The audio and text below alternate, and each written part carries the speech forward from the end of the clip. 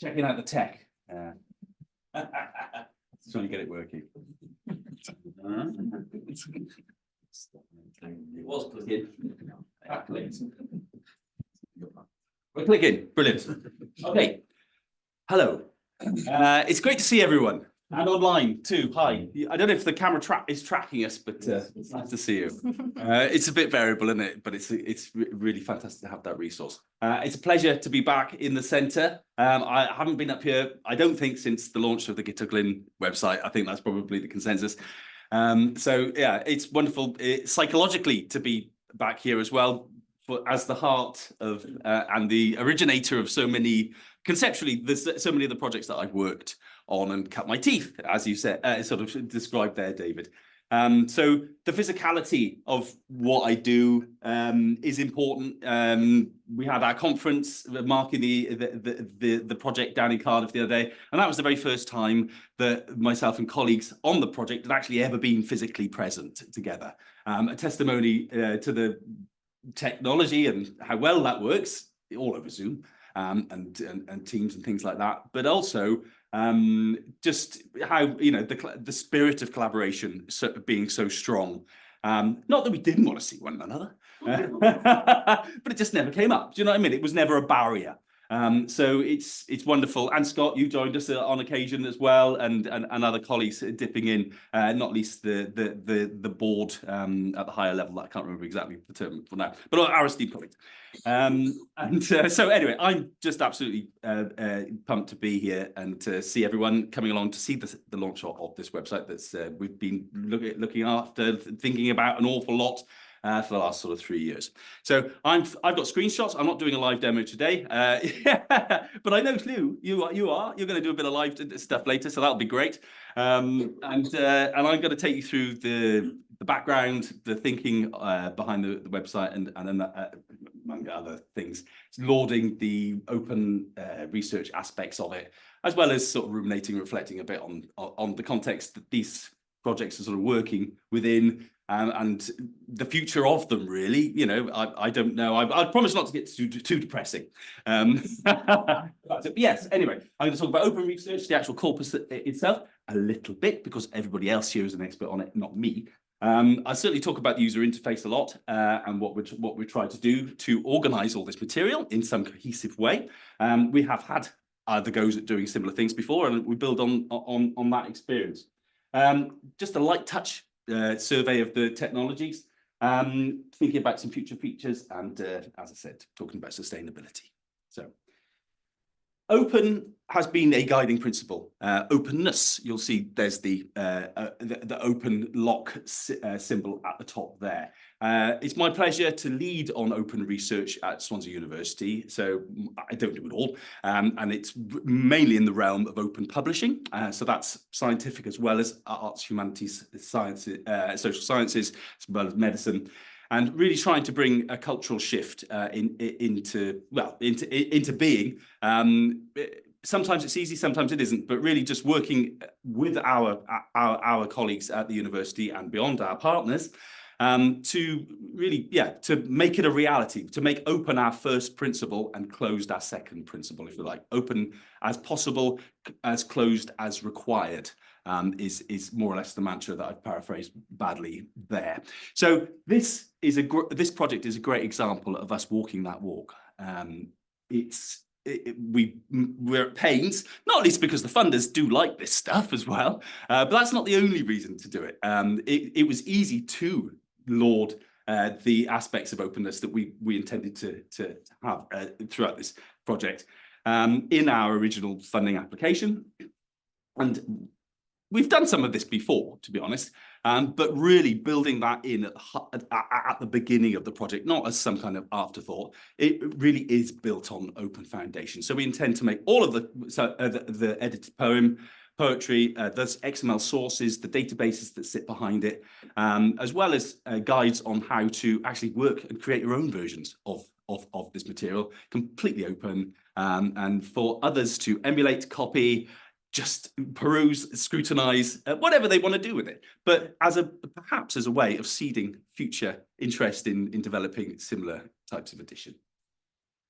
So, as I said, freely available to not only other researchers, but the public, the media as well, not forgetting that we have a story that needs to be told out there. Open research is as much about restoring confidence or enhancing confidence in science, in academia, as it is for supporting other elements such as reproducibility and just the altruistic sense, if you like. So really important to bring all of our societal partners with us, the general public, as well as our government institutions. And by making it open as a first principle, there's no way, no one needs to ask permission. We make the licensing completely obvious around it. And we make it very easy for people just to get it without us getting in the way. I don't want to be a middleman. I don't want to be fielding emails about, can I reuse this? Can I reuse that? Well, albeit it's lovely to hear from people using that and telling us that they're using the material, because that's actually another problem. We're not sure who is using our material, but that's part that to one side.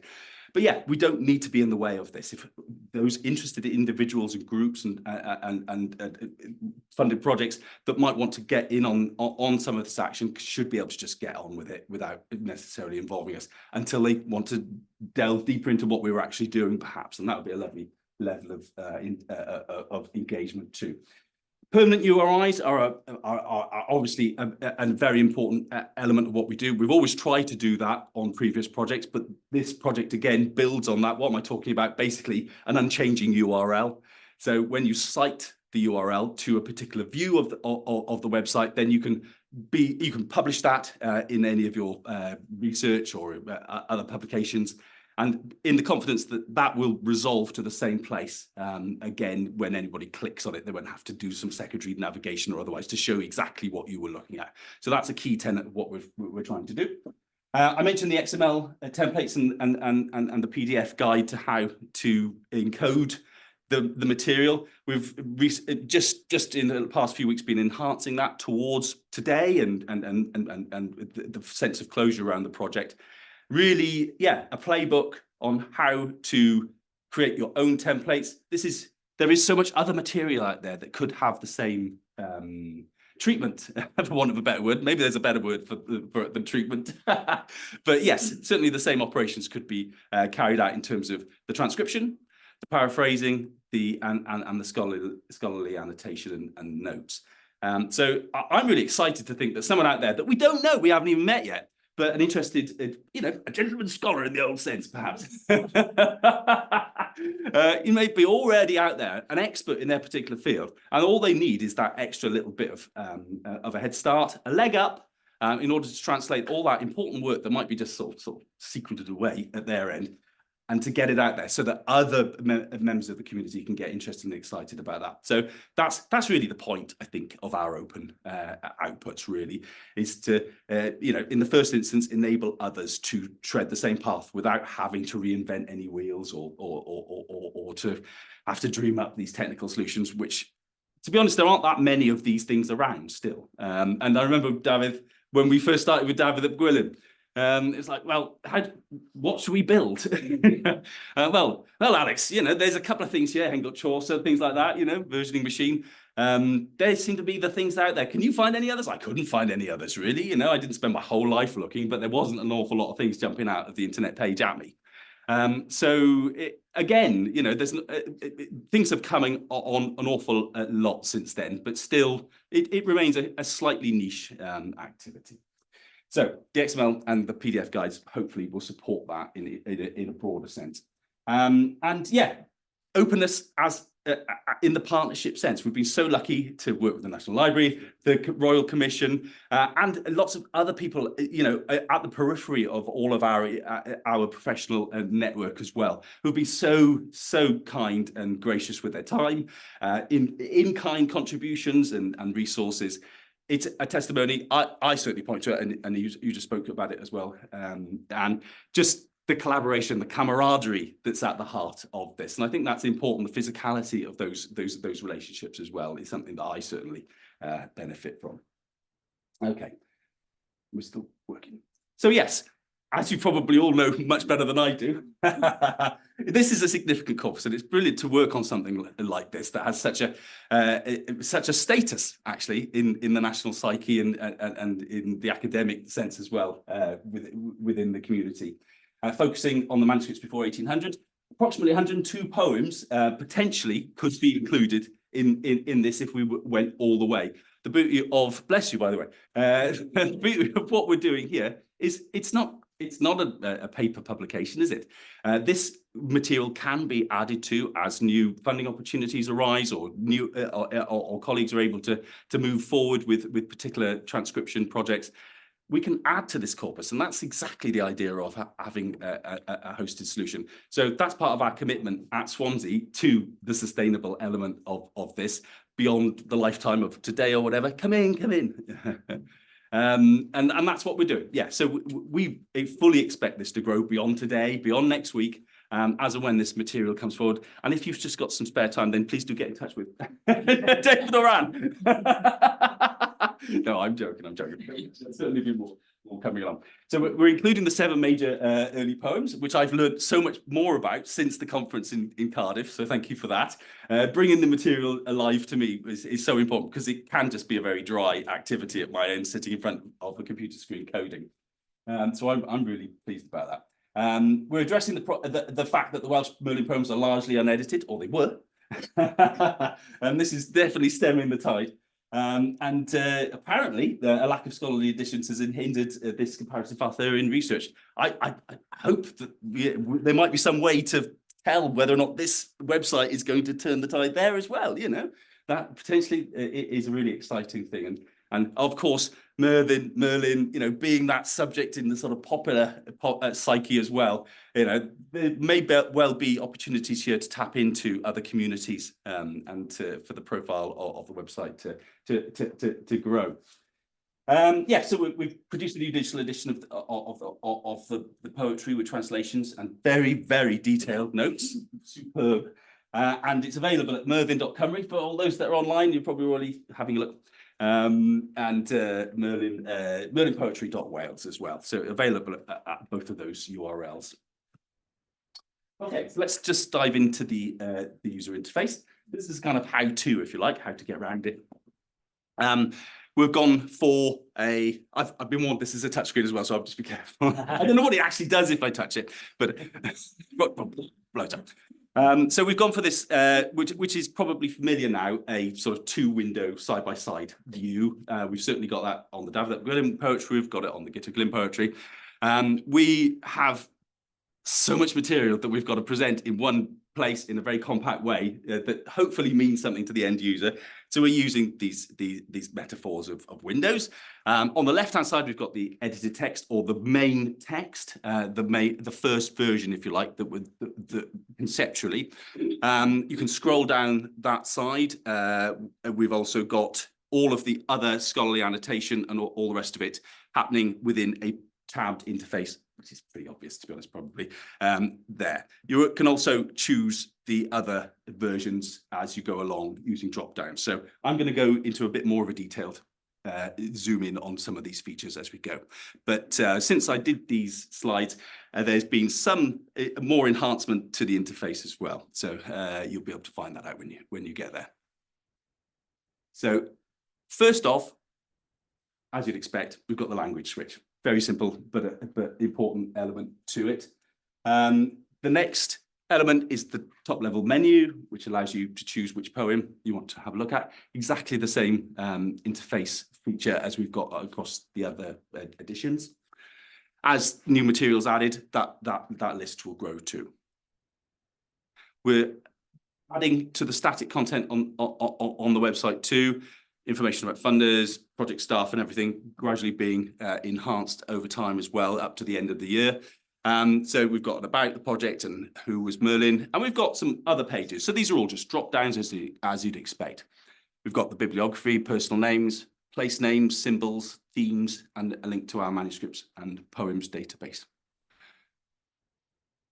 Clicking on the bibliography link on the second menu gives you a list, a data list for what is, I'm led to believe, an important resource in itself. the actual bibliography that's been collated behind the scenes to support the work of editing and annotating the poems is, if you like, an important output of our project before anything else is considered. The way we're choosing to present this at the moment is it's a straight list. You may get dropped into this list from links within the poems themselves, or you can just choose to access the list from the top level menu. If there's something in particular that you're looking for in this list, I wonder if they got this book in the bibliography. You can start typing, and as you type, it will filter the list to just the thing that you're typing. So I typed in there, and so it's automatically just filtered any items, and that word, as you can see, might appear near the beginning of the bibliographic entry or near the end. Either way, it's going to be picked up. If for any reason that certain browsers handle this in certain different ways, if for any reason it gets a bit stuck, you can just click on the reload page, and that will reset the page to the main listing. That's a feature, if you like, that we're using across these sort of data list pages too.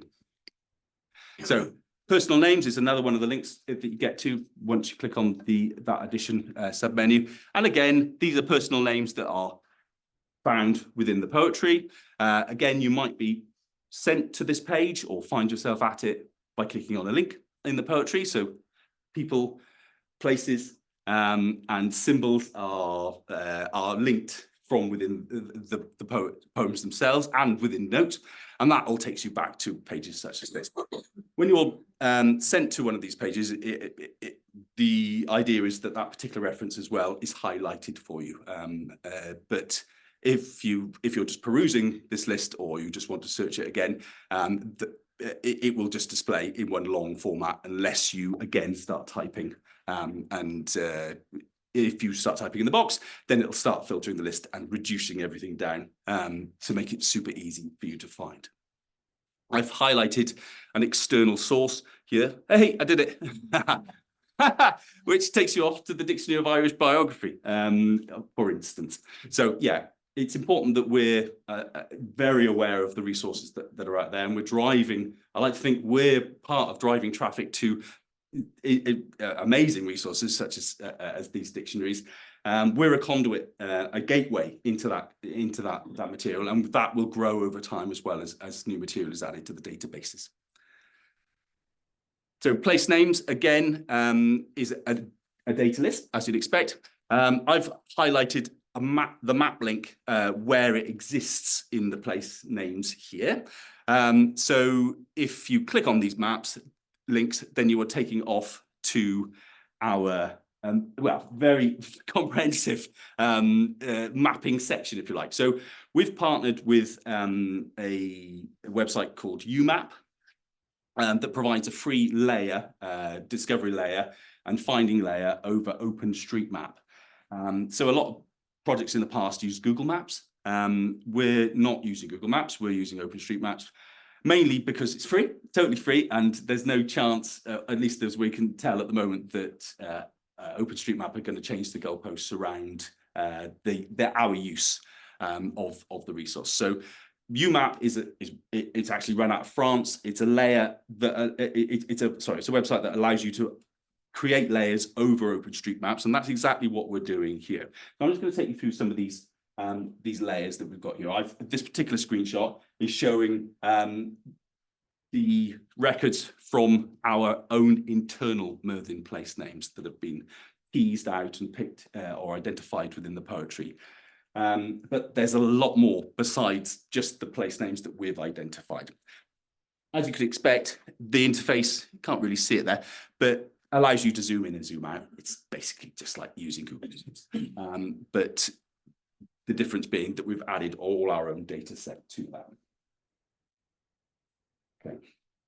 So Scott's here, and the Commission have been super helpful in providing access to the publicly available data sets that they have, and the projects that have generated these data sets are amazing, and they continue. So Scott, thank you for your email the other day, and you know, there'll be a major update to this again, as it is found on the website at the moment, in terms of just making sure that we're using the latest and greatest versions of those data sets.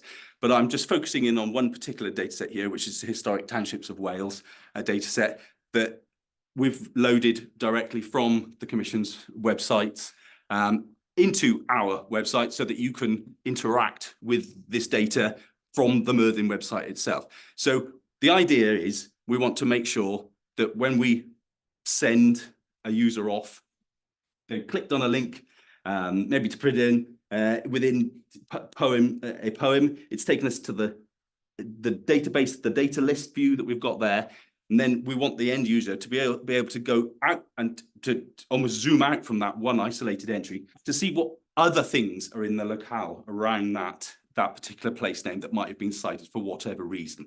So that's just one of these layers. We've got all sorts of layers here. We've got historic municipal boundaries, parish boundaries. We've got the French administrative regions. We've got all sorts of data layers that we're making available here so that you can turn them on and turn them off within the interface. It can be quite dense. It can be quite, I suppose, challenging to work out how to do that in the first instance. Part of the material that is now going up, now that we've done the bulk of the heavy lifting on the design side, is the usability guides. How do you find yourself around you? How do you orient yourself within the interface? So we'll be providing guides, a walkthrough essentially on how to negotiate all these different mapping layers. But yes, you can see one particular layer that's just turned on there that shows the particular data sets, the data set and the locales that are included in that data set being at the top and the bottom mainly on this particular version of that data set that's loaded. The Commission's own data is incredibly rich and part of the activity of bringing that mapping data set into the Myrddin website has been actually having to reduce some of that data down, just because the resolution, if you like, in the sort of video sense, you know, high res versus low res, the resolution of that mapping data is incredibly what's the word, rich, dense, that sort of thing, high. So we don't actually need it at the level of the high res level that that the Commission provide for us. So part of the journey of integrating this work was to go through some kind of a reduction. We've basically reduced the resolution of this material. So we're only looking at, if you like, 50 meters instead of 1 meter resolution or equivalent. But what we haven't done is reduced any of the metadata that comes in with that. The resolution of these lines, if you like, and where they actually sit on the topology of the landscape, slightly reduced, but imperceptibly to the average user of our website. But yeah, we've kept all of the metadata, which is incredibly incredible and bilingual as well. So that's such an important resource.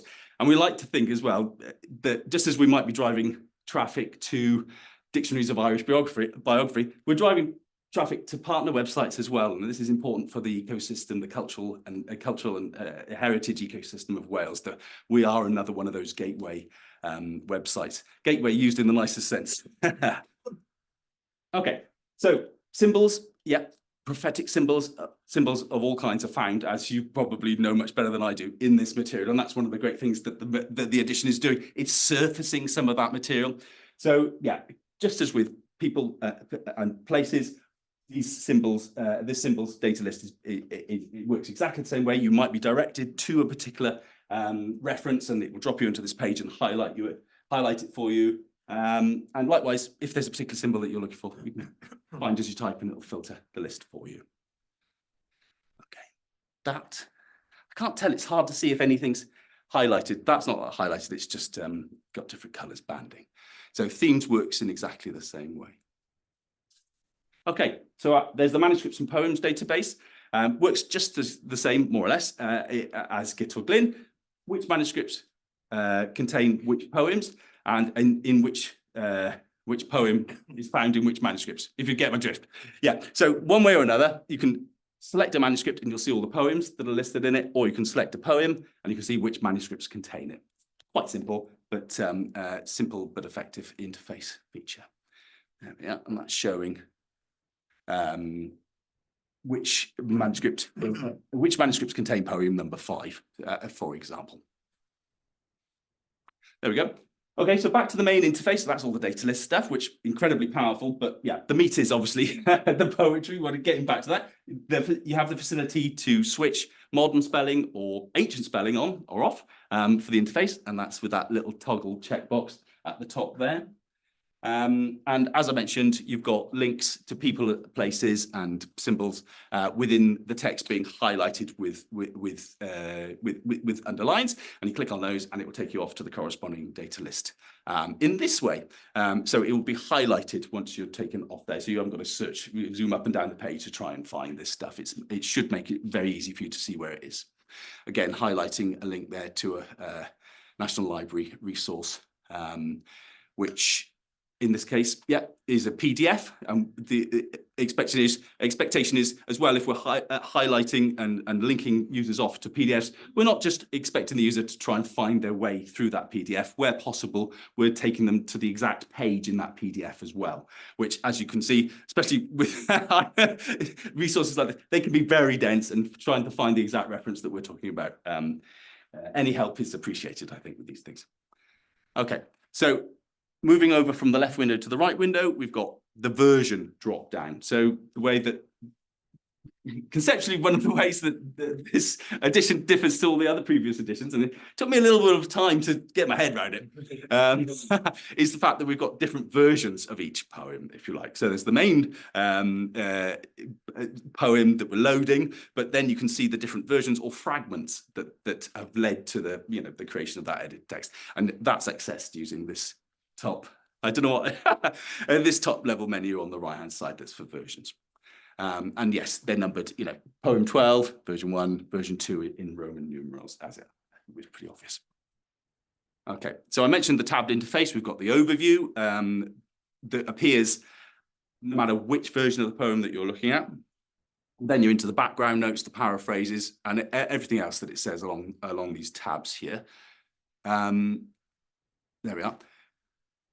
Just as with the previous editions, the expectation is that unless you have to, you're not going to move from this interface. Everything that you need to do is available in one place in an app sense. Yeah, this is a web app, really, that we're talking about here. So we're not trying to direct you off to all those things. All relevant material that pertains to that poem is pretty much included in this interface as it stands, except those links off to symbols and bibliographies and things like that, which just, yeah, they'll open in separate tabs. The main interface will stay where it was when you were using it. We've gone down into the manuscript tab here. You can view the manuscripts in either diplomatic or metrical view. And also you can view the various manuscripts that go towards the particular version that you're looking at. In this poem that we're looking at here, number 1 doesn't have any versions. So that top level version drop down has disappeared. And so in that case,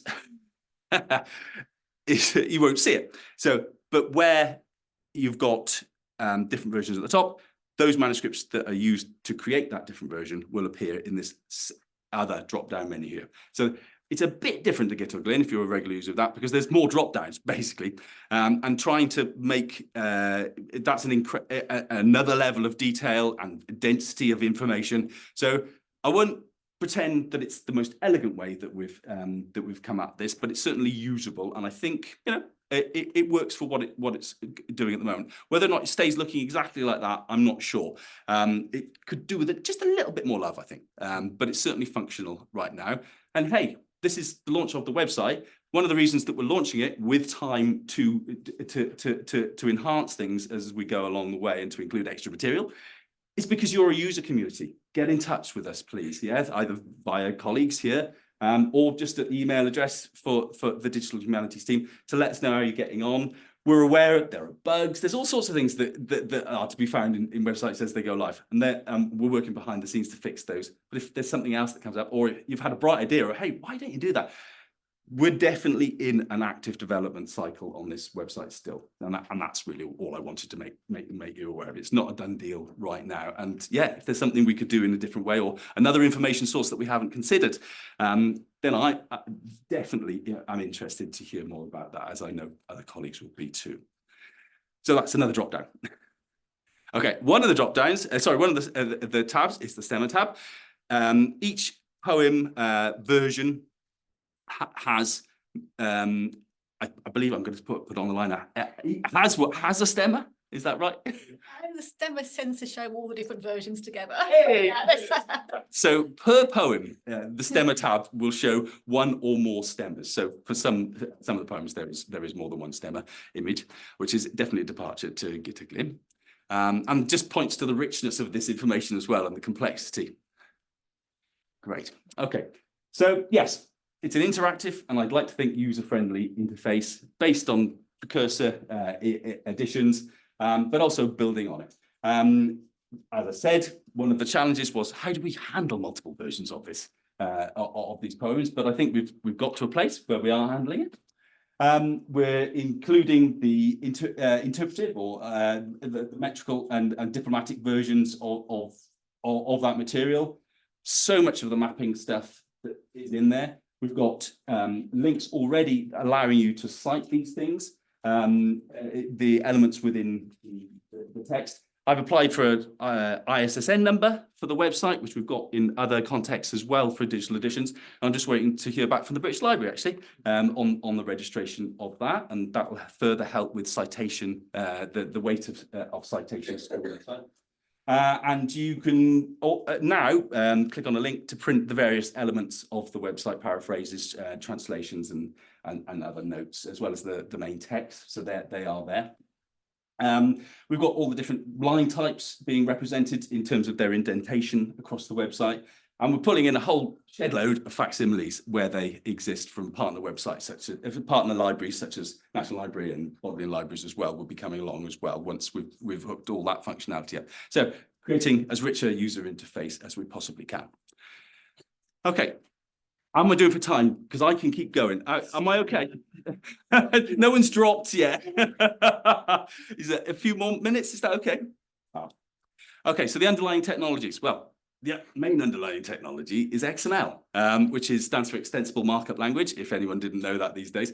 Yeah, so every modern digital edition or any project that's working with transcriptions is using XML, and a particular flavor of XML called TEI, the Text Encoding Initiative version, P5, which is the current version of that as well. That's what Clu and Jenny have been doing behind the scenes, is marking up all of the material in this fashion, encoding it using XML markup. As you can see, it's a bit like anyone that's ever done any HTML or anything like that. It's a series of elements, angle brackets, this sort of thing. We've got elements, we've got attributes, and you basically encode the semantic nature of the material into the into these XML documents. And some of that semantic material is the text itself, and some of it is pointing at the types of text that you're including here. So we've got some manuscript information going in there. We're rendering particular, on the last slide you can see, sorry, yes, we're making certain rubric sort of characters red, and that's done through a particular combination of element and attribute. And we're also marking this particular structural element as a metrical version of this text. And all of that is inherently semantic, what does that mean? It means that it has a logical ordered structure, which can be represented then in a final website or document management system or anything that understands that structure. There's a series of rules effectively that we've followed to create these structures. And that's what's in our guide on how to do the same for any material that you've got. So you can take our templates and you can create exactly the same kind of version with all of the structural elements that you want to in a similar fashion, because it's all rule-based and follows a logical pattern. Beyond XML, we've got extensible style sheets, language transformations, XSLT. There's a lot of X's about XQuery. These are all technologies that allow you to query that structure in a path-based way. So you feed in a path, maybe you want a particular div at a particular location within the text, and that's all incredibly easy to pull back, assuming that you've got a whole host of infrastructure in between. One of those bits of infrastructure is the TEI publisher, which is an amazing platform that's been developed in the last 10 years, really. And that's built on a technology called Exist. And really, as I reflect back to building David Gwilym and Gito Glyn, there wasn't really any kind of, standard way of doing what we were trying to do, or standard engines, content engines that would enable us to do what we were trying to do. And that has happily changed. It's the sunny uplands are now beckoning, because we have the likes of TEI Publisher, and there's an amazing and very, very large community now across the world using TEI Publisher based on the Exist native XML database. What that means is, in the past, we've built things that were quite niche, and you had to know an awful lot about a very small subject in order to basically keep them going, and to build similar ones if you wanted to do so for other projects. That's not so much the case. Things have become much more standardized now. There's a well-trodden path for what we're trying to do. TEI Publisher under the hood is a great place to store and to surface your XML documents beyond anything that we've done on our website. You can just run that platform itself, and it's very, very usable. There gets a point with that technology where you do need to jump off into a bespoke implementation if you want to do something like we're trying to do. But those two worlds are coming with every iteration of the TEI Publisher platform closer together. So I expect in future digital editions, which I'm no doubt we will be creating, to be able to use TEI Publisher natively, rather than having to build our own bespoke sort of layer, as we have done with the website at the moment. So I'm quite excited about that. Beyond that, we're using JavaScript web components. We're using MariaDB, which is MySQL, under the hood for the data lists and all those kind of things. And we're also using what is, to be honest, the de facto programming language for most scientific applications in the world today, Python, alongside the Django web components framework. So just a brief note about the technology that we're doing. Okay. So future features, we may entertain the idea of providing some kind of search over the actual material itself. It's something that we could certainly entertain doing, and there might be utility in doing that, particularly for some of the longer posts, number 5, for instance. AI integration is something that we're doing a lot with other digital editions at the moment. And in terms of summarizing, in terms of looking at patterns, so you can train AI to do all sorts of interesting, and this is generative AI that I'm talking about, to do all sorts of interesting things when it comes to text analysis.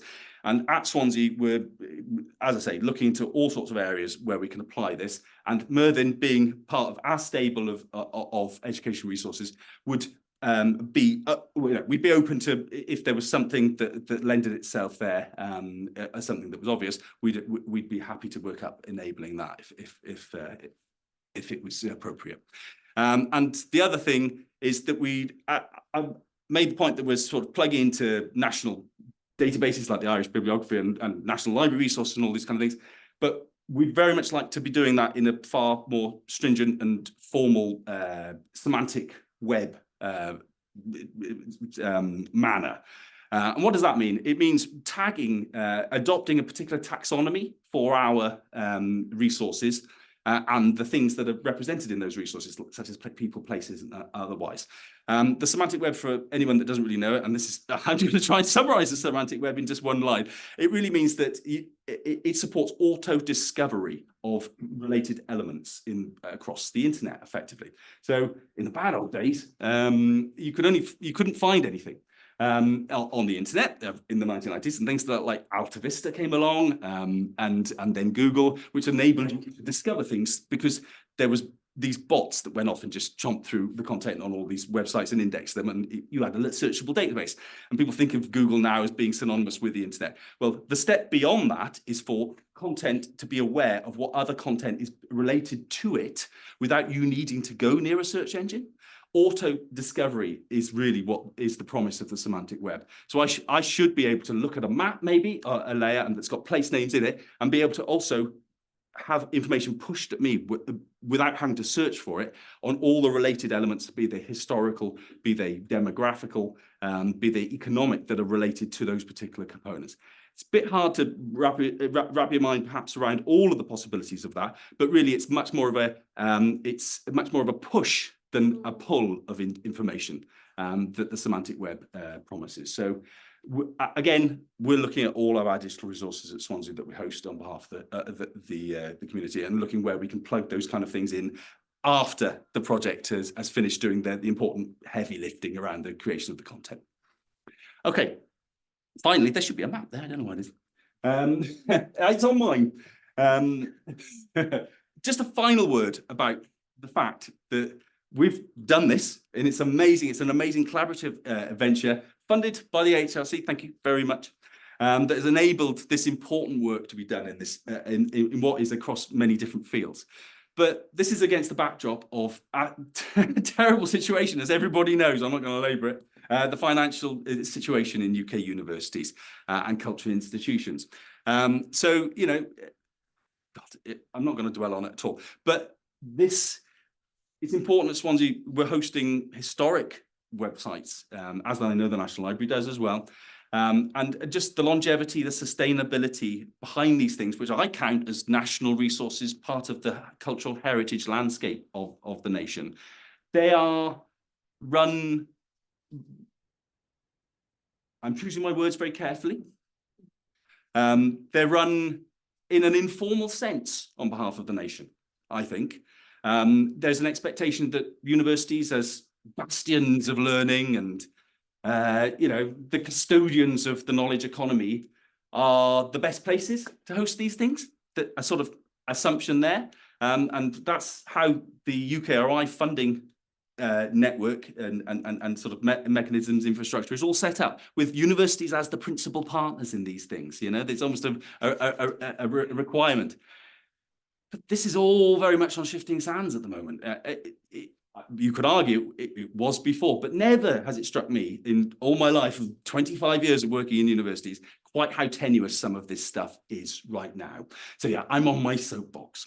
And I'd love to work towards a sustainable, maintainable, reachable, useful and secure platform for all of these digital editions that we've got, yeah, that isn't tied to the fortunes of a particular university or sector even. I think this is a national initiative that we need to really think about the next 10, 20 years. What does this look like? We need these things to be in place. We take it for granted that they are there.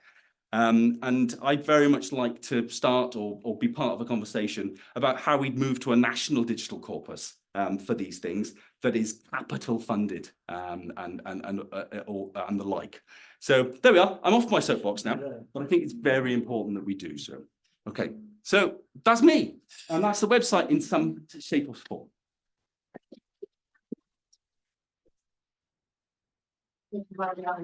Alexander, oedden ni'n arbennig ac fi'n credu oeddech chi hefyd wedi dangos sut mae'ch gwaith chi yn mynd I alluogi pobl eraill I barhau ar gwaith yn y dyfodol. So thank you so much, Alexander. That was really fantastic. We'll keep questions to the end, but I think you showed fantastically all the amazing work you've done here, and also how your work on this will enable others to do such editions more easily in the future through releasing the templates and so on.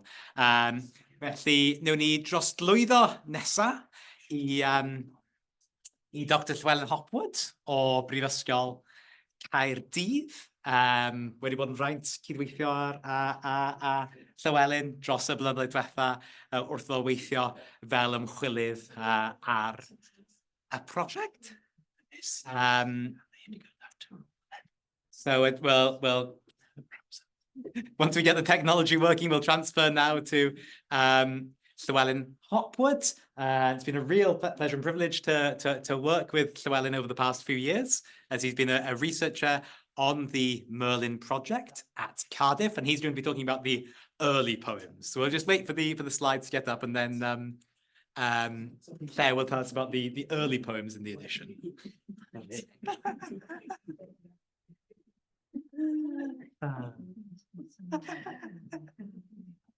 Okay, iawn, dyna ni. Diolch yn fawr. As you can see, I've gone against the sage advice of Alexander for live demonstration. Ond o'n i'n meddwl bod angen I rhywun fynd trwy'r wefan yn fyw I ni gael gweld sut yn union mae'n gweithio. And, you know, talking about teaching a grammar to suck eggs, I want to teach you how to read poetry, read medieval poetry on the website. Ac wrth gwrs, y beth cyntaf mae'n rhaid i chi wneud yw cyrchu'r wefan. Felly, as Alexander said, Myrddin.Cymru and ti'n iawn? Ddim yn dangos ar-lein. Ar-lein.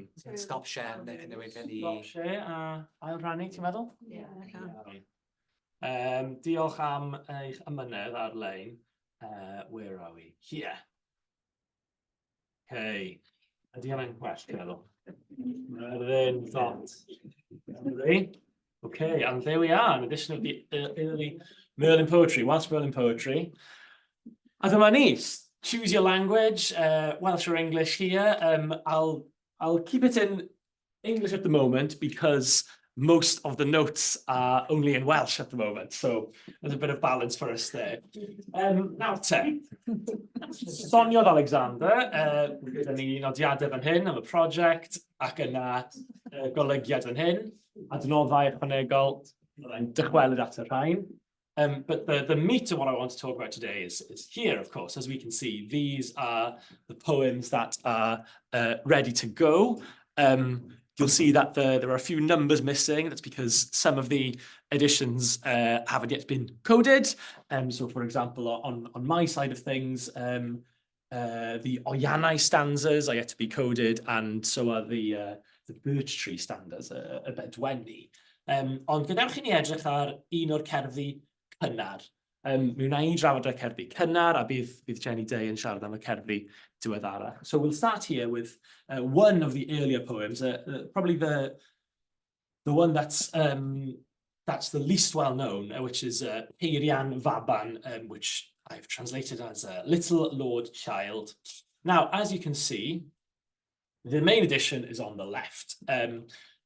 And as we can scroll up and down, which is quite obvious, we can slide this little window here back and forth, which is quite useful in an orthodox poem like this, which has very long lines. Mae gyda ni llinellau cyhydedd hir ac cyhydedd nawban, ond mae llawer ohonyn nhw'n hirach na'r naw sill arferol. So we code these longer lines differently, so they sort of appear differently on the page.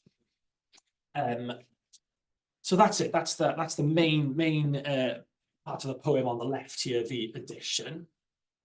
And as Alexander said, we can toggle the orthography. We can click the modernized spelling. Oh, it was working this morning. It's done. No problem. Well, we click here on the modern spelling or orgraff ddiweddar yn y Gymraeg. Ac mae hyn yn ddefnyddiol iawn wrth egluro ambell i ddarlleniad. So, for example, you know, the modernized spellings helps us with reading, and certainly helps those of the users who are unfamiliar with medieval Welsh spelling. So, for example, people who might not expect this to be a the, but it is darn de ddagrau. In the modernized spelling, that would be clear. There would be two Ds there. And this is the same with showing the values of letters that can stand for many different phonemes in medieval Welsh. So let's look at line number 5, eiddan a ddyfydd o dramwy môr Llydan, and indeed line 6, a llu o fanaw a gyfyd ganddaw. A lot of U's in there, standing for E and U, and the same with the incurling V, the uniquely Middle Welsh letter there. Those would be unfamiliar to a lot of our users. So the modern spelling edition will be immensely helpful there. And of course, how we've decided to interpret this and modernize the spelling is a matter of interpretation. An editorial decision from time to time, as is the case with punctuation.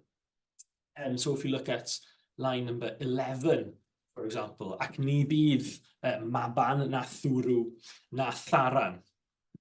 Well, you might wonder, why is that like that? And if this is an address, why is it not mutated as it should be usually in medieval Welsh? Well, that's when you head on over to the explanatory notes.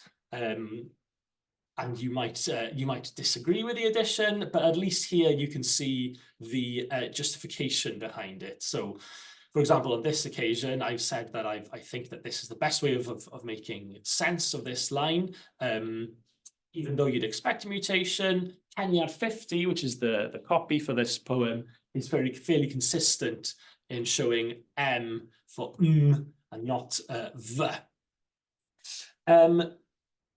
So that takes you to the explanatory notes. Y nodiadau esboniadol. Gadewch i fi wneud hwn yn fwy. Dyma ni fan hyn. Nawr, rwy'n nodiadau esboniadol sydd yn fwy. A fel sonio'r Alexander, mae'r nodiadau yn fanwl iawn ar bob achlysur.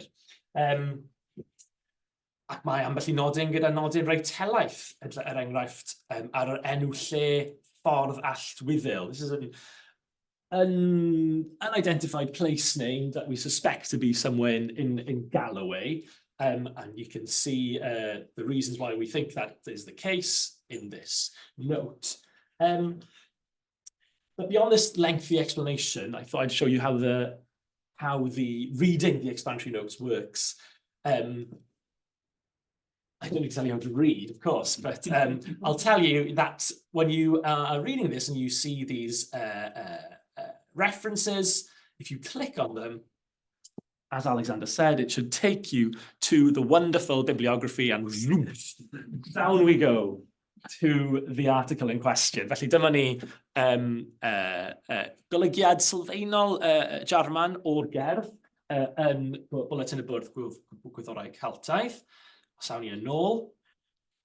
Sylwch, wrth mynd nôl ac ymlaen, mae'r wefan yn cofio ble oeddech chi. So it's remembered that I was on note number 3. You don't have to scroll up and down all the time. But if we go on to this article by Thomas Clancy, again, it takes you to the bibliography, again, takes you to the full reference.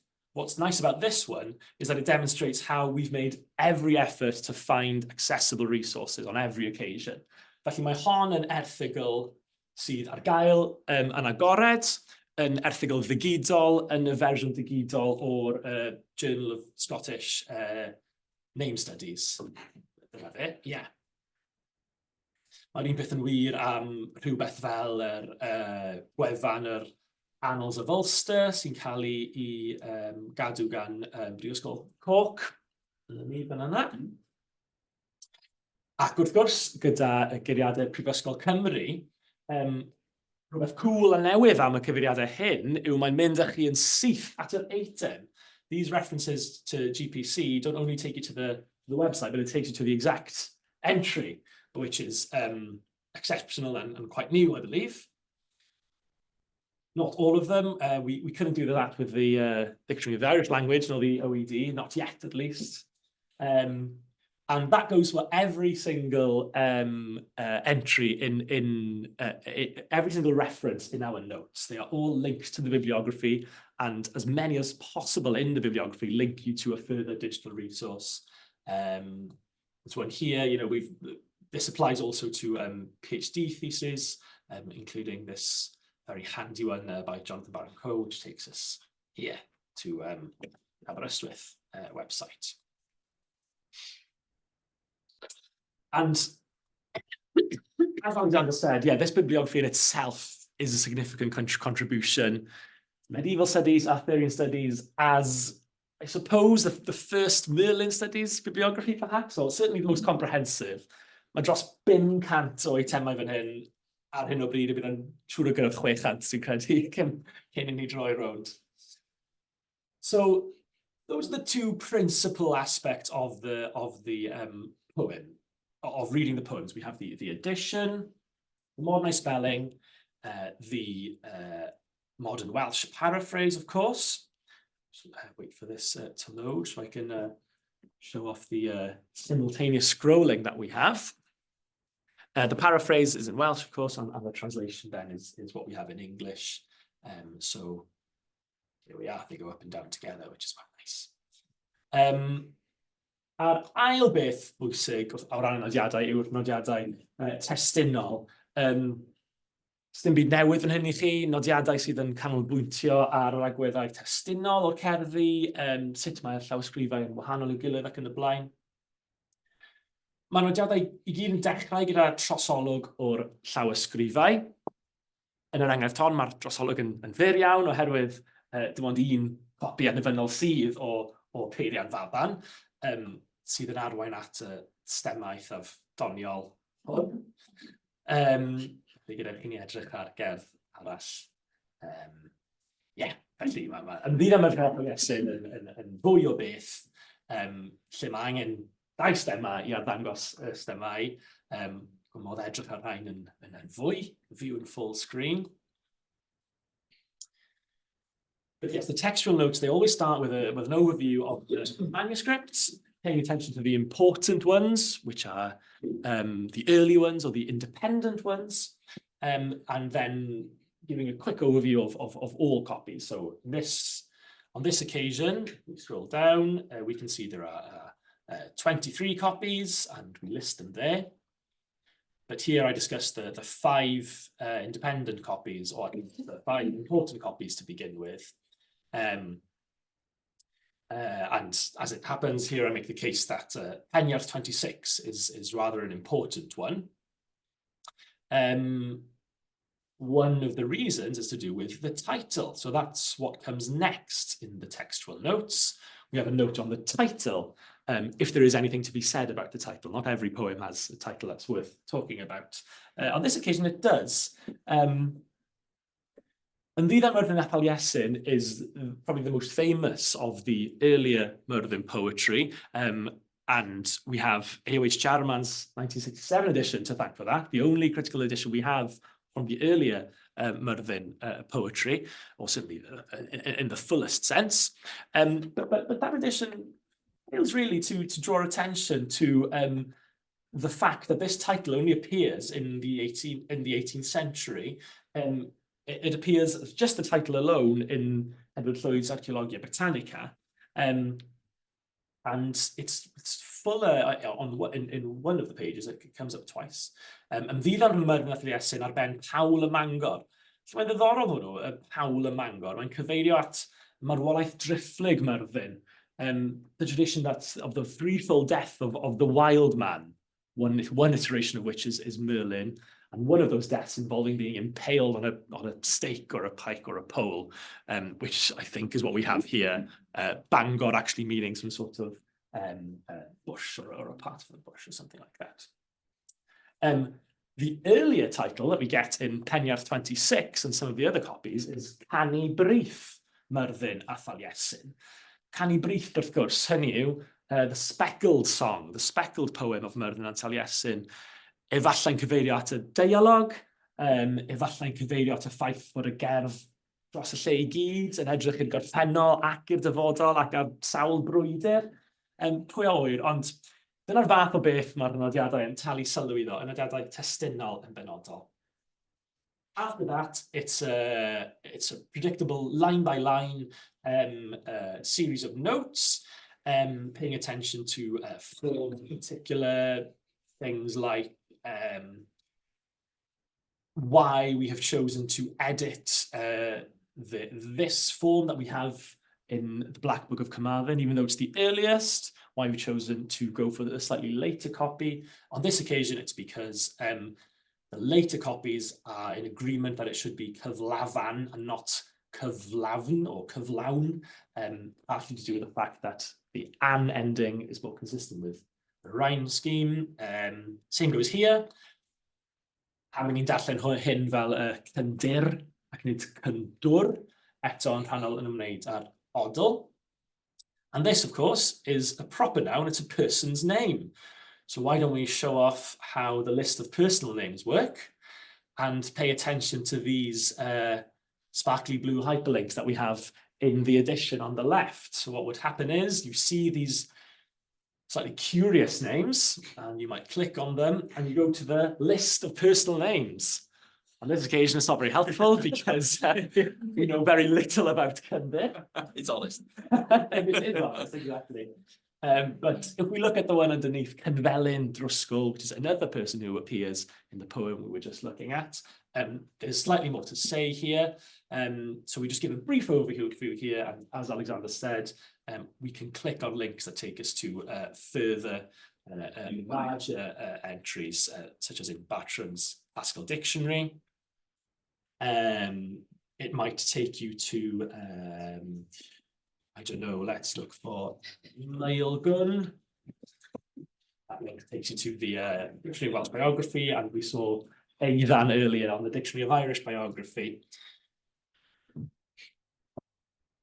have a look at the same principle in the place names. Same again, Aber appears in Gwasgargerdd Myrddin, poem number 6. A modd edrych ar hwn, map yr esboniad, ac yna mynd i'r map. Felly, yn ôl sut mae Aberpyryddon yn ymddangos yn y Gwasgargerdd Myrddin, mae'r golygydd yn y fan honno, Bengau, yn credu fod yn yr ardal Afon Dyfrdwy ger Caer. And, you know, we take nothing for granted.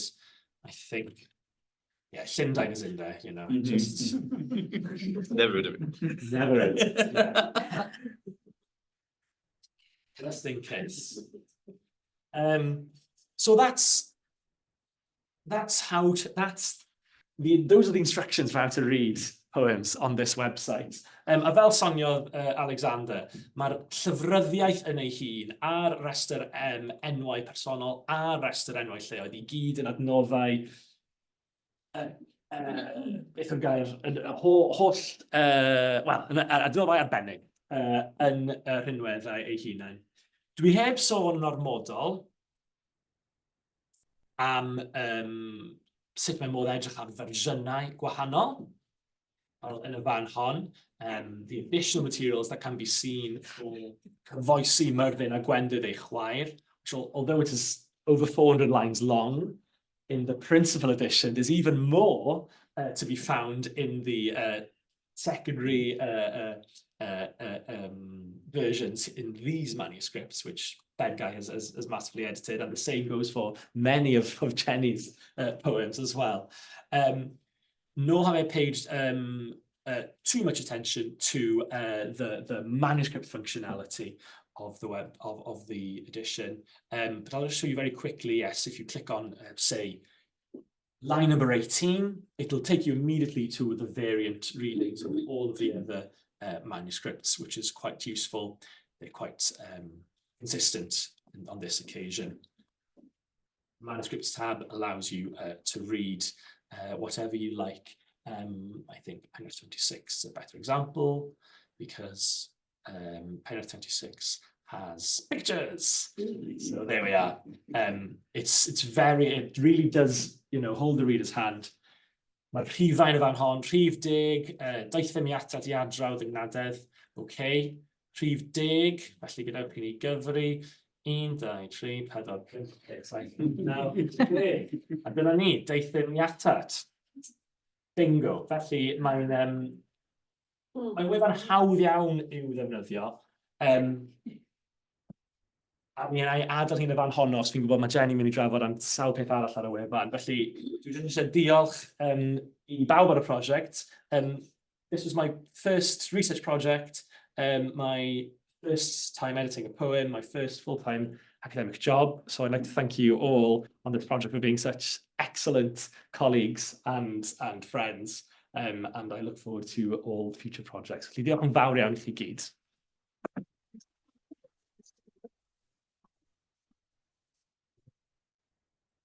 Diolch o galon i ti, Llew, am gyflwyniad mor ddefnyddiol, mor llawn gwybodaeth ac am dy holl waith yn golygu'r cerddi cynnar.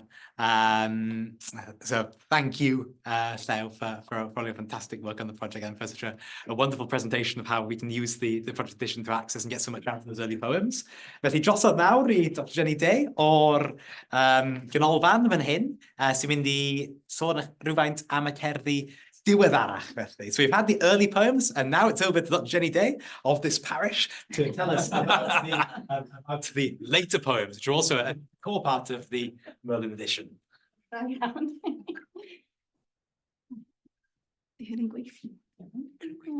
to right.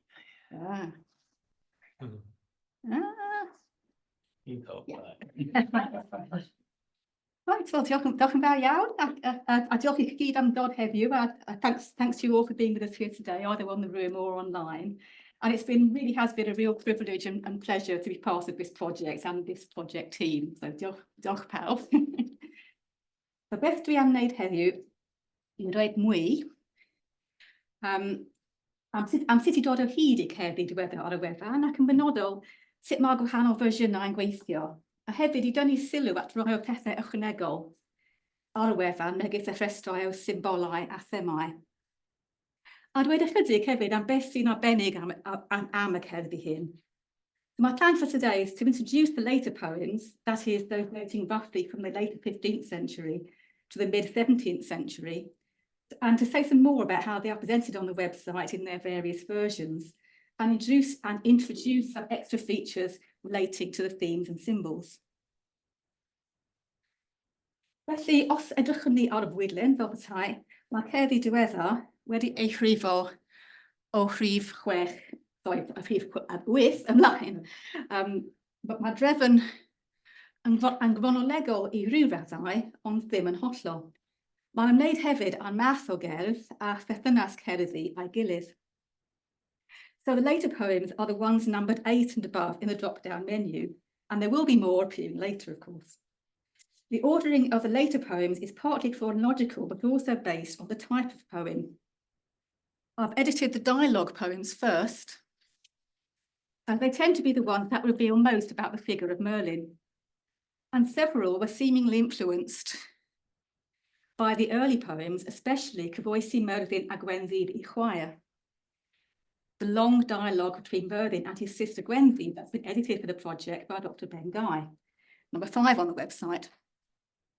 Mae'n gwneud synwyr felly I gyflwyno cerddi eraill lle ceir llais Gwenddydd gyda rhifau cymharol isel. Ar ôl y cerddi dialog, o rhif 20 ymlaen, daw'r cerddi proffwydol a briadolir I Myrddin, ond sydd heb ryw lawer o gyswllt a draddodiadau am Myrddin yn aml. From number 20 onwards will be the prophetic poems in a single voice attributed to Myrddin. These don't generally tell us so much about the figure of Myrddin himself, but they are, of course, interesting in terms of the prophecies they contain. In this one, Byd a thou bryd wrth arfau, troubled times and treachery are described, but there is a promise of peace to come. A final category of poems is those that are about Myrddin. There are relatively few of these, and none are on the website yet, but I have begun an edition of this one. It occurs in various forms, sometimes as the introduction to longer poems, and relates to the tradition concerning Myrddin dying on a stake, as we heard just now, or sometimes talking on a stake. It bears some relation to the idea of his triple death, but it's the idea of the stake that is most evident in the poetry.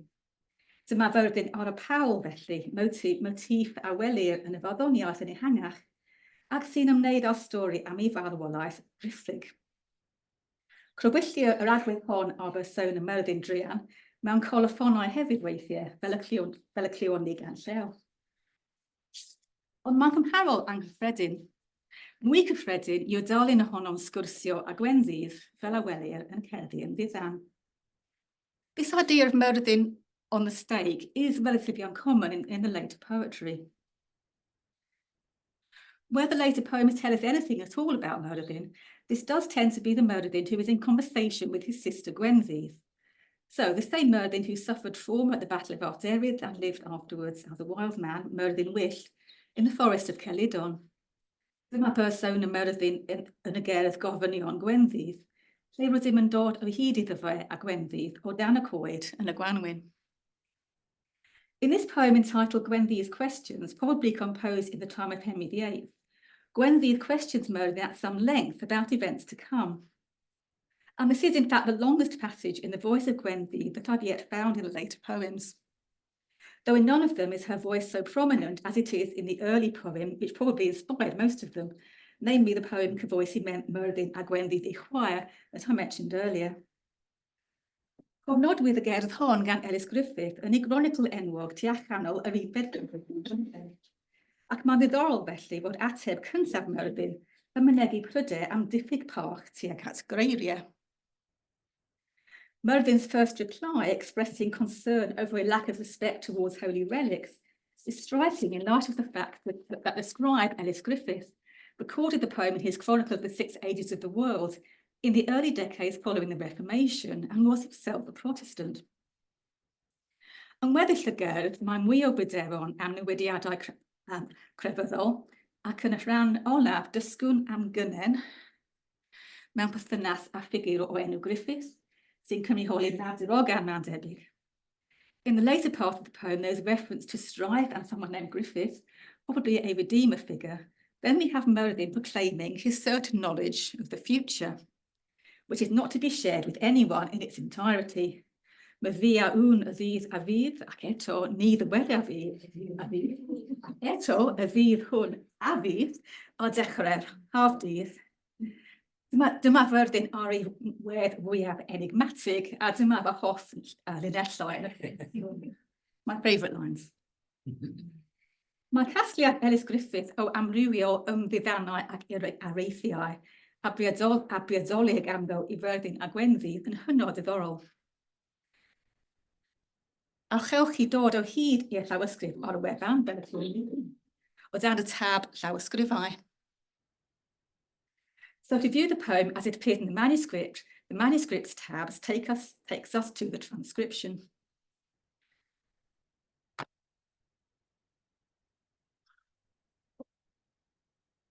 And you can view the text either as it appears in the manuscript, as here, and as you can see at first glance, it looks a lot like prose.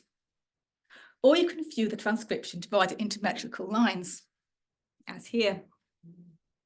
And this is one of a number of manuscripts digitised by the National Library of Wales, as we heard from Alexander, and made it available through the IIIF framework. And if you wish, you can jump to the library's website and you can browse through the entire manuscript if you have some hours or some weeks to spare. Dwi wedi golygu deunydd arall o casgliad hwn gan Ellis Griffith fel cerdd 11. Mod i'n amau mai dwi'n ei dair cerdd sydd yma mewn gwirionedd. Poem 11 is another one from the same collection by Ellis Griffith, and in the first lines we again have what is presented as Myrddin's voice, with a similar self-importance to what we saw in the other poem as he boasts of his skill in composing poetry and in exposition. Yr wyf I yn fardd da I forddi ar wawd ac weithiau yn dda a dreithawd, meddai Myrddin. Ond mewn fersiynau eraill o llinellau hyn, Adda Ffras sy'n siarad. Myrddin's boast is in fact the boast of another prophetic poet, Adda Ffras, in other versions of this poem's opening lines, presented as an independent poem in 3 other manuscripts, the earliest of which is of similar date to Ellis Griffith's Chronicle. And here's a stemma showing the family tree, in effect, of the different texts and versions, deriving from what are probably 2 independent sources. And this brings me to the issue of the different versions of later poems. Dyma lle mae'r wefan ni yn sylweddol wahanol I wefannau tebyg blaenorol megis dafod at gwilym.net a gitoglyn.net. Yn achos y cerddi diweddar yn arbennig, rydyn ni wedi parchu natur cyfnewidiol y deunydd, ac rydyn ni wedi dyfeisio dillio o gynrychioli hyn ar y wefan. Pan fydd llawer o fersiynau gwahanol o gerdd felly, dwi wedi trio cynrychioli'r amrywiaeth destunol o newidiadau dros amser hefyd. Representing the full textual complexity of the later corpus, which is apparent both in parallel early versions of many poems and in significant adaptations over time, is one of our project aims. So in the case of the later poems, it has often been necessary to edit several versions, affording equal attention to them all. This stemma for poem 11 is relatively simple. I've edited the,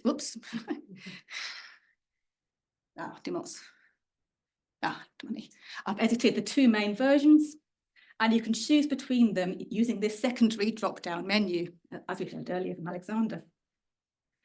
But some poems are more complicated, of course. Dyma'r achos mwyaf cymhleth, y deuddeg. Mae'n gerdd a luniwyd gyntaf mae'n debyg yn neiddwyr Cymru ac ymlynyddoedd olaf teunasiad Harri'r Wythfed, neu yn ystod teunasiad byr I fab Edward. Yn yr achos hwn, roedd llunio stemau yn dasg anodd am fod trefn y llinellau yn ogystal â darlleniadau unigol yn amrywiol iawn ac am fod rai ysgrifwyr wedi cyfuno deunydd o fwy nag un ffynhonnell. This is the most complex of the poems or families of poems that I've edited. It was probably composed in southeast Wales in the time of Henry VIII or his son Edward, but spread north quite soon.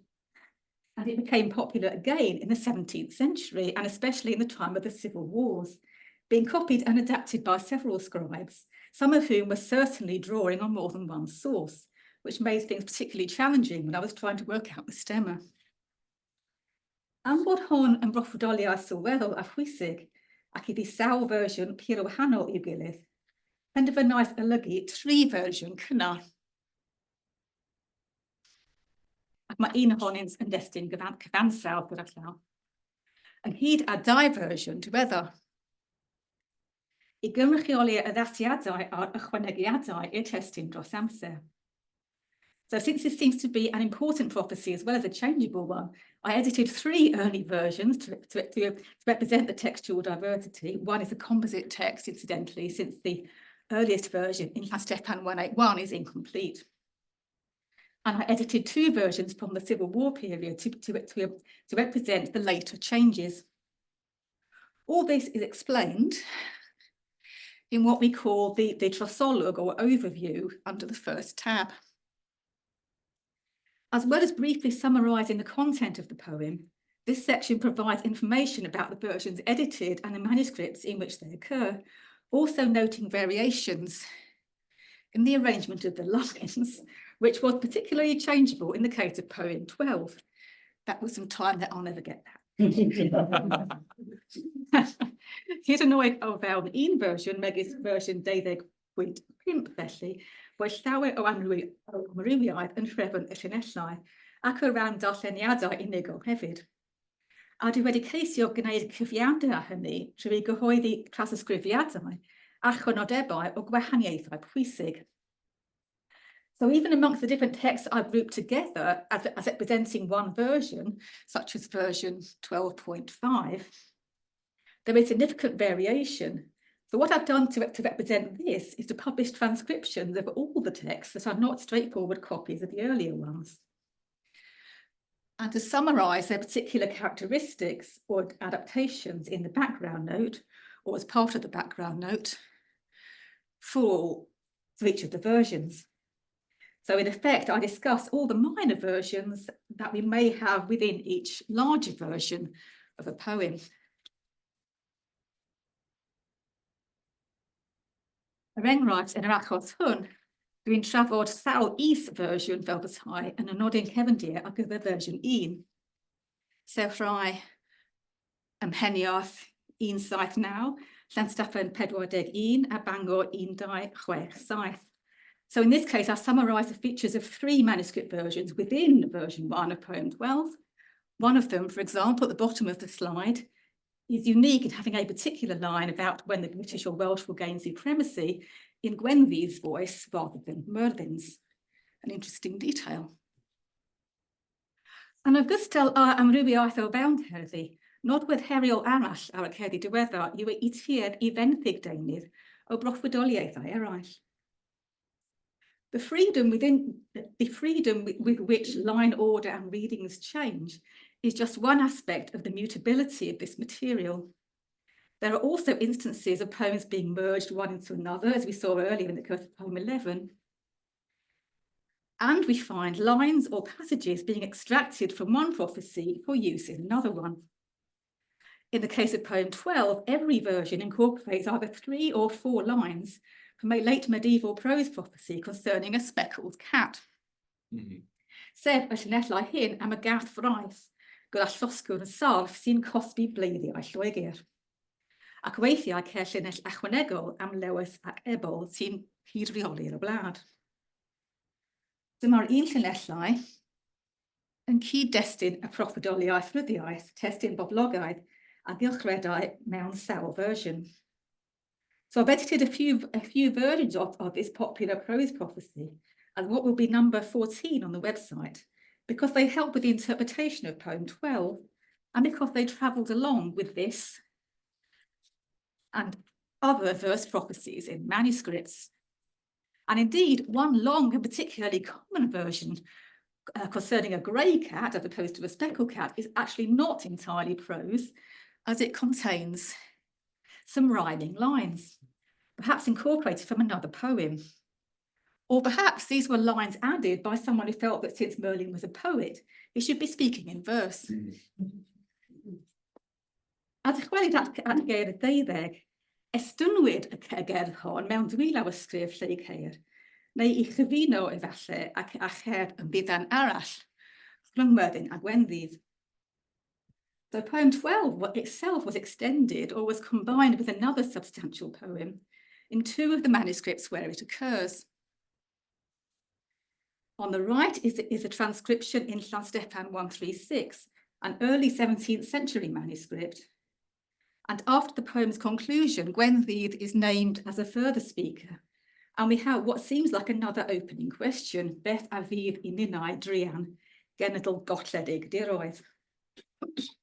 Felly, dwi wedi golygu gerdd hon ar wahân fel cerdd 13. A dwi'n meddwl fod tarddiad annibynnol ganddi, a boni o natur y cwestiwn agoriadol ac o dystiolaeth y llawysgrifau eraill. So I've edited this poem separately as poem 13. And I think it probably did have an independent origin, as it occurs by itself in some manuscripts. It's only found in 17th century sources and may date from the early part of that century. It's unlikely to be earlier than the 1570s in view of Myrddin's disapproving reference to the breaking of crosses, a form of iconoclasm which wasn't common in the earlier decades of the Reformation. Gwelwn ni bryderon Myrddin am newidiadau crefyddol mewn un o'r cerddi a gofnodwyd gan Ellis Griffith hefyd yn gynharach. Ac maen nhw'n cael eu mynegu hefyd yn Herdd 12. Concerns attributed to Myrddin over religious changes, which we saw earlier in the poem Gwenddy's Questions, are also expressed in poem 12. In some versions, a specific complaint relating to preaching in English, Lwynogod Lloegr yn bwragethu Saesneg yn pob eglwys yn Nghymru, probably relates to the circumstances immediately following the introduction of the English Book of Common Prayer in 1549. It will be almost 20 years before the Welsh version was introduced in 1567 under Elizabeth I. Ac yn hwy, mae testunau rhifau 12, 13 ac 14 yn rhannu themau cyffredin ac yn perthyn i'w gilydd yn destunol. Ac yn ffurfio un o nifer o deuluoedd o gerddi ddiweddar a olygwyd gyda'i gilydd ar gyfer y prosiect. So to summarise, text 12, 13 and 14 share some common themes as well as textual borrowings. So they've been edited together as one of several families of later poems on the website. And 14 will be appearing soon, I hope. On the subject of prophetic themes, I'll just quickly show two of the databases that we're developing for the project, along similar lines to the personal names and place names databases. One of these, which in fact we've seen earlier, is for prophetic symbols. Dyma cyfeiriadau cudd at unigolion, megis y gath fraith yng Ngherdd 12. Ond yn ogystal ag anifeiliaid yn cynrychioli mab tyrogan neu ffigur pwysig arall, rydym hefyd wedi cynnwys cyfeiriadau megis y mab a ladd I fam ei hun, a waelod y slaid. This database contains animal symbols representing a son of prophecy, or a more sinister figure in cases such as the speckled or grey cat, as well as descriptive phrases such as the boy who kills his mother at the bottom of the slide. And we'll be adding cross-references to the poems and lines where these occur. We're also developing a database of themes, which will similarly allow the user to find all those references to concerns over religious changes, for example. Mae rai o themau'n bwysig ac yn gyffredin megis y pryderon am effaith y diwygiad, neu cyfeiriadau at gyngrau rhwng Cymru a Gwyddelod neu'r llychlynwyr. Ond cael hefyd fel tiffau llai cyffredin ond diddorol, megis beirniadaeth a'r ffasiynau arbennig. So alongside major themes such as concerns over religious changes or grand alliances between the Welsh people and the Irish or the Vikings, or conflict within families, there are less common but interesting motifs such as a criticism of styles of clothing. And proffwydoliaeth y gath las, for example, cael disgrifiad o gynnen o fewn teuluoedd, thema gyffredin iawn, wedi ei ddilyn gan feirniadaeth ar esgidiau pigfain a cyflau mawr. Gallai cyflau mawr a pennau bychain fod yn feirniadaeth arfynachol efallai, ond am ei bod wedi crybwyll ar y cyd ar esgidiau pigfain, dwi'n amau bod y ddau gyfeiriad yn wneud â ffasiynau ymhlith lle gwir yn oes o'r canol diweddar. So here we have the common theme of conflict within families, followed by a reference to large hoods and pointed shoes. The large hoods juxtaposed with small heads might be a condemnation of monks, perhaps, but since they are juxtaposed with the pointed shoes, I suspect that both references are criticising perceived excesses in the clothing of laymen in the later Middle Ages, and that the hoods are these long, extended ones, as in the pictures. So what are the next steps? Beth yw camau nesa? Bydd mwy o wybodaeth yn cael ei ychwanegu at y cronfeydd data, a bydd mwy o gerddi yn cael ei ychwanegu at y gwefan.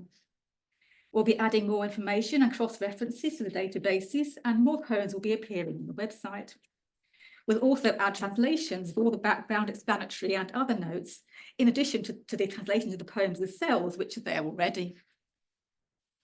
Gobeithio bydd y wefan yn adnod defnyddiol i'r sawl sydd yn ddiddori mewn ffigur Myrddin, ac yn y canu proffwydol yn gyffredinol. We hope the website will be a useful resource for those interested in the figure of Myrddin, and also in those interested in prophetic poetry generally. The Veda poems may not always be the best poetry from the point of view of metre and ornamentation, but they do bring us a glimpse of the hopes and fears of communities living in troubled times. And some things, it seems, never change.